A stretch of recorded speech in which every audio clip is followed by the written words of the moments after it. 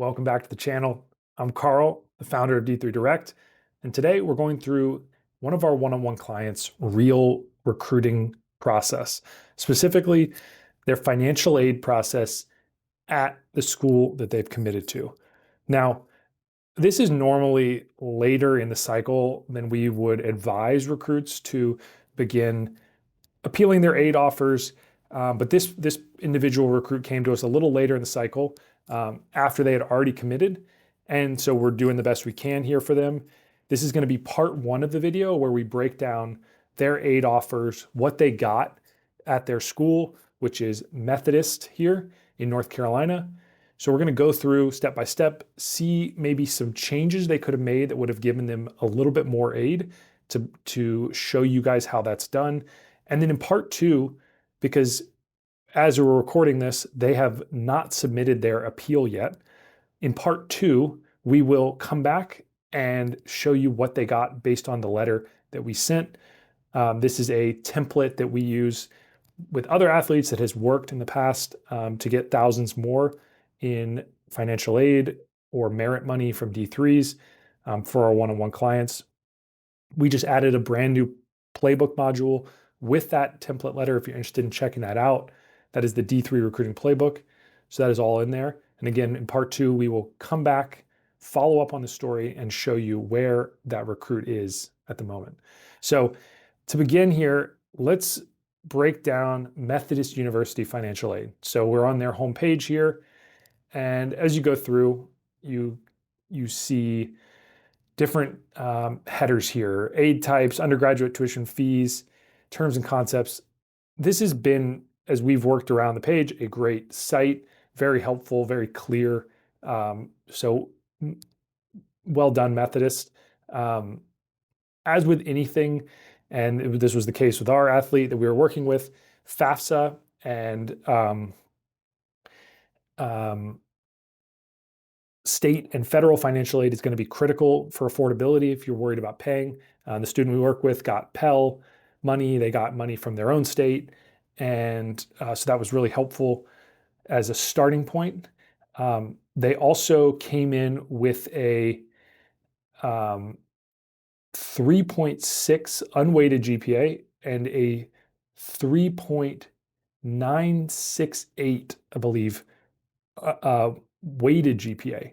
And so I bring that up because unlike a lot of schools, Methodist actually uses weighted GPA here. So if we go to aid types and then scholarships, we're going to check out how they work, and then I'll share the numbers that this individual recruit got. So they have a couple things: presidential, and then they have the sliding scales here. So this recruit, again, if you look at what the specific school is asking for, this is going to be critical in anyone's process. Beyond Methodist, any other school you're looking at. This is kind of unique that they take weighted. So again, in our situation, our client had a 3.968 GPA. So just under this cutoff of getting into the 4.0 block. And the other thing they did is we worked through their application. We realized that they had, even though they had this band of SAT right here, they had a 1200, so they would have qualified in this lower band. They were only getting this amount split across 2 semesters. So we looked into it a little more, and it looks like they applied test optional. So this has been a hot button topic of late. Schools going to test optional. Recruits say, do I really need to take the test? It's a lot of time. It's a lot of effort, money. But this is one of those situations where we always say, if you've taken the test, just go ahead and submit the score, because you never know, even though you don't think 1200 is great, what it results in is an additional $500. And that's not going to break the bank maybe, but if they had gotten their weighted GPA, slightly higher from 3.968 to 4.0, all of a sudden you're looking at $1,750 more annually. So, and that would be an additional $2,000 per year off of what they actually got in this specific presidential block. So let's zoom out a little bit, because they came to us at the point where they had roughly $9,000 of remaining payment due annually after their plan. They had some loans, which need to look into a little more about how those factor in. So the number actually might be slightly higher than 9,000. But when that is the starting point, it just goes to show how this slight change in GPA and submitting this test score could have already knocked off about 25% of that remaining uh, amount of money that was owed. So just hopefully that's instructive for recruits as we go through this. We can keep going down a little further. So they were neither the valedictorian or salutatorian. This is going to be tough unless you're maybe at a smaller school. They're not a transfer.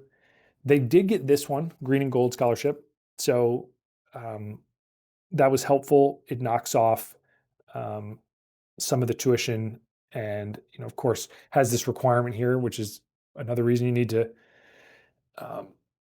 read the requirements closely. So they got it ended up being the Opportunity Scholarship.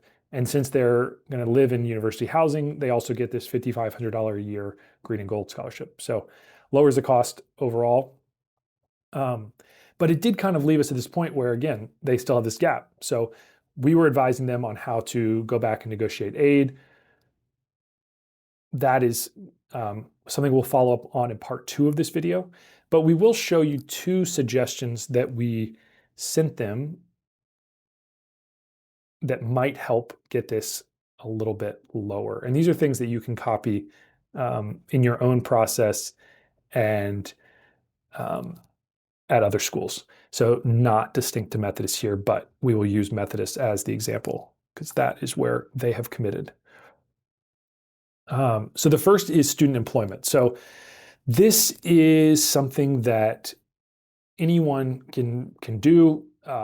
You take a job on campus. There are specific work study programs that allow you to, the money to go straight to your tuition, or you can, get paid by the student employment office at most schools.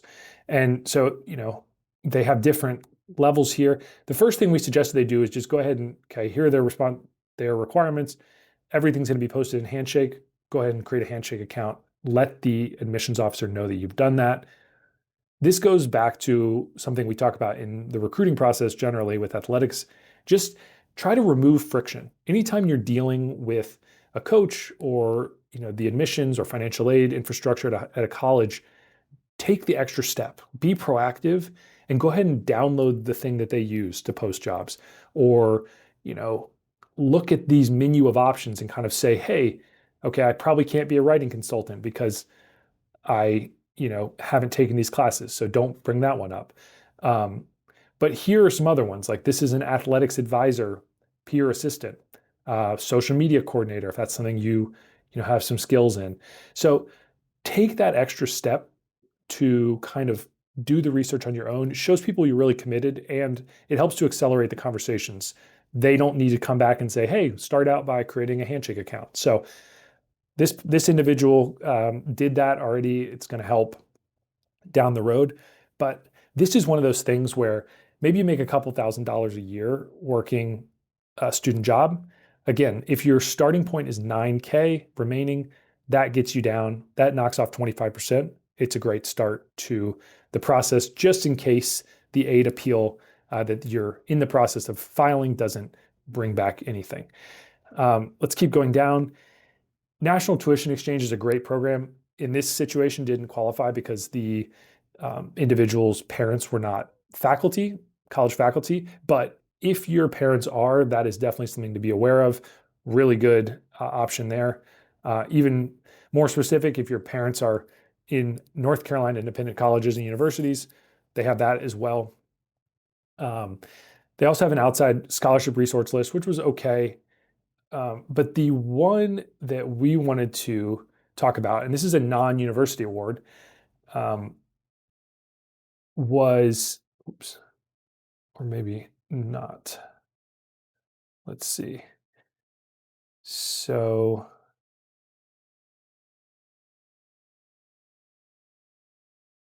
okay, here we go.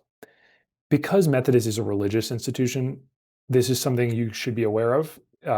if you're applying, there are a lot of religious affiliated D3 schools. So something that you can do to knock a little more tuition off. If you go to church, they'll often have these types of religious scholarships, maybe matching. So in this instance, they have a Methodist Higher Education Foundation matching program that gets you a little more. They have specific programs here, the Blackburn scholarships, but they also have this pastor certificate, which is something we suggested this recruit apply for. So it might not be possible yet because they need a GPA established at Methodist, but it seems like based on the website, if they fill out this form, they get their pastor to uh, vouch for them, it is another source of funds. Again, not going to be massive. It's $500. But when the starting amount is in the thousands, this can make a huge difference and just help chip away. So anyways, that is a starting point here. Just to summarize, the recruit came to us late in the process. They had already committed to this school and gotten this amount of money back. They'd gotten the opportunity scholarship, they got the green and gold. There was one more that brought this total down to about $9K in remaining annual tuition. The two things we're working with them on is work study, so establishing that they would be open to doing that, checking out these religious scholarships. And then the final thing is working on this appeal. Again, we have a template letter that has worked in the past for students to get lower aid upon appealing to the school. In an ideal world, this recruit would have come to us a couple months before they made this commitment decision. It works best when you have multiple offers. You can compare peer institutions and help to have them compete to get you to commit. That's obviously the ideal situation. You have more leverage as the recruit. In this one, I still think we can bring it down, and we will bring that result to you in part 2. So let us know if you have any questions.